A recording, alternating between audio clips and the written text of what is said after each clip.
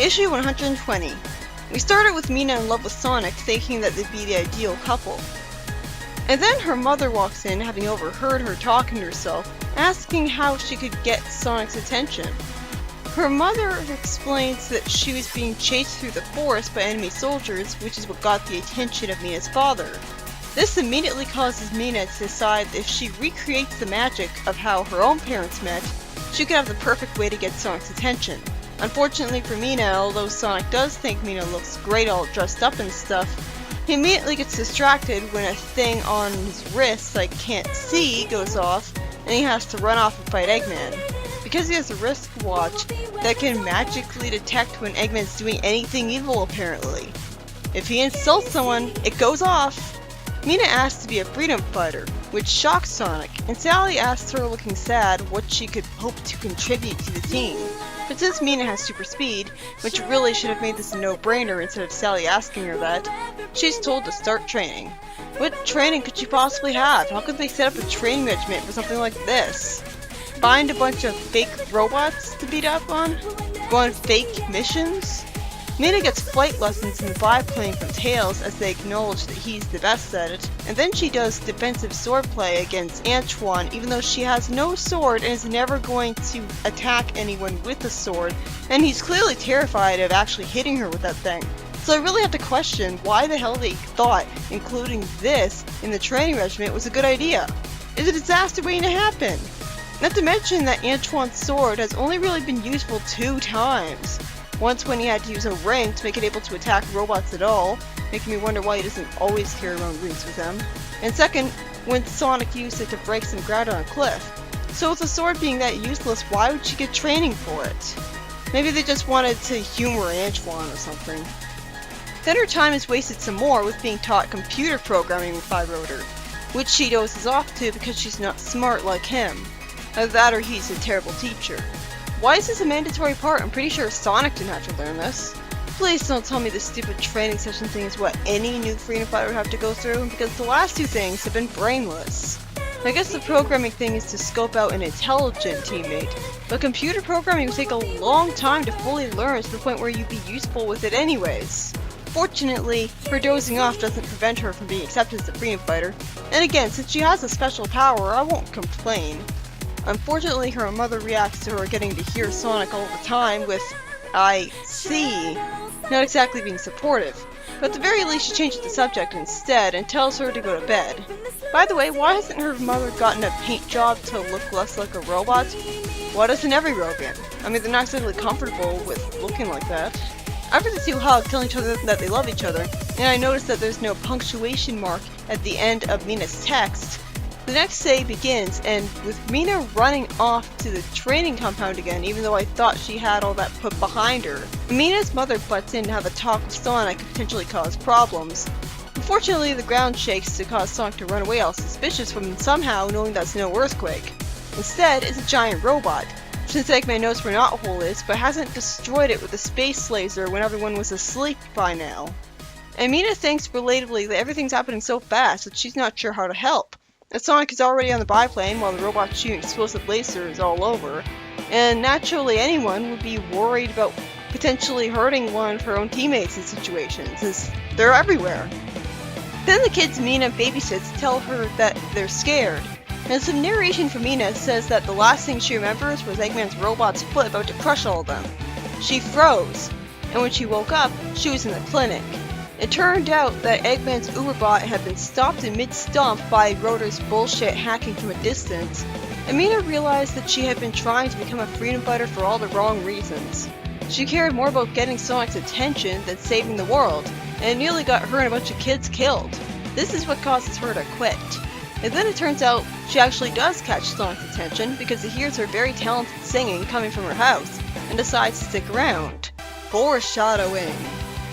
In the next story, Julie has a talk with Mighty about how much she doesn't know about Knuckles, causing Mighty to pointlessly recap him escaping the prison camp, and then tell her how he met Knuckles, who was surprisingly friendly to him on the first meeting instead of suspicious, and is looking for some info. Mighty is shocked that Knuckles doesn't know about Robotnik, saying that he's a fish out of water, which fortunately doesn't enrage Knuckles from being insulted, and he somehow is just learning about the floating island for the first time when you'd think it'd be world famous. Knuckles wants to know if he's seen any Crocs around, and for some reason Mighty's never heard of those either. What kind of an education did he get? Then Knuckles relates to Mighty's loneliness by saying that he lost his dad, and this causes Knuckles to say that he can hang out with him if he wants to. Then Mighty sees Vector for the first time right afterwards, carrying a plane thing that they used to get to the island, and what Knux didn't say was that this was Vector's first crack at being a pilot. They survived the flight back, but the gyroplane ended up exploding. Then Mighty says that he never found out what happened to his family, but shows positivity that one day he will. And I can only assume Julie already told him about her own family history, or that she's just to keep things to herself to avoid looking weak, to not relate to him like that. The third story starts with Sally happily spending time with her mother near a bunch of flowers, with Sally making a joke about Antoine and his accent, and then compassionately giving her mother her best because, as she puts it, "You just got over a cold, I prefer you not to catch it again." The Queen feels something heavy in her pocket, but instead of being Nicole, it's a gold chain pendant thingy. The royal signet? That came out of nowhere. The Queen explains that she had this ring made after Sally's birth and gave it to Jalila for safekeeping, and asks Sally why she doesn't wear it, and asks sadly, "Do you not think it's special enough?" Sally then explains that of course she does, and that's why she keeps it chained to the inside of her vest to avoid losing it during one of her missions. Because wearing it as a necklace would cause her to lose it. Well, necklaces are kind of dangerous to wear. I mean, for all she knows, she could be pulled by it.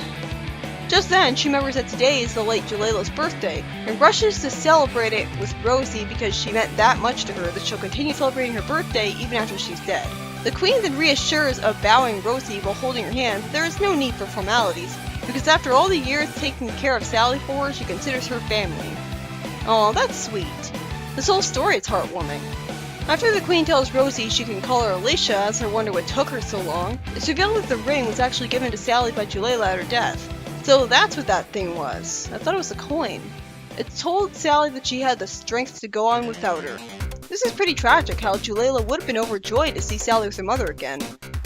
The story does end with us seeing Jalila in the sky happily looking down at Sally and her family, and I guess that's good news, but the thing is that we've actually seen the images of characters in the sky or whatever a whole bunch of times before without it meaning that they were actually there seeing stuff. Like Locke looking down at Knuckles from the sky, and the time we saw Robotnik in the sky after he was supposedly killed by Eve. So for it to mean something just now is inconsistent. Still nice though.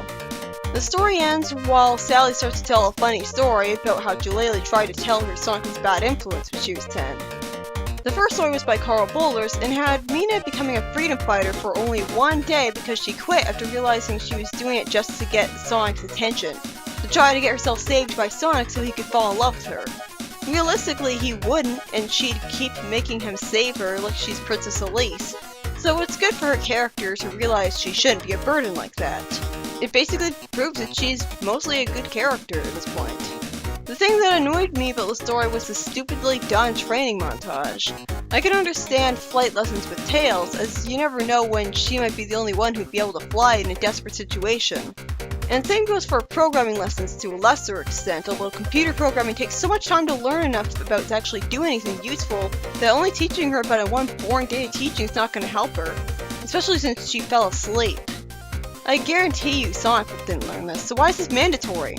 But the most ridiculous part of the training was defensive swordplay with Antoine, which could not only risk getting one of her lips cut off, which Antoine is clearly terrified of, making him not the best teacher in the world, but there's also the fact that the sword has been practically useless the whole time it's been around because it can't fight robots. So why teach Mina that? You're putting her life at risk for nothing. At least it has a happy ending, as Mina gets Sonic attention with her prodigy-like level of talent with singing in the shower. It was a good character moment for Mina, as she shows that she has, responsibility after realizing she made a mistake. The second story is by Ken Penders, and it's about telling us about when Mighty first met Knuckles and Vector. It makes sense that they become friends.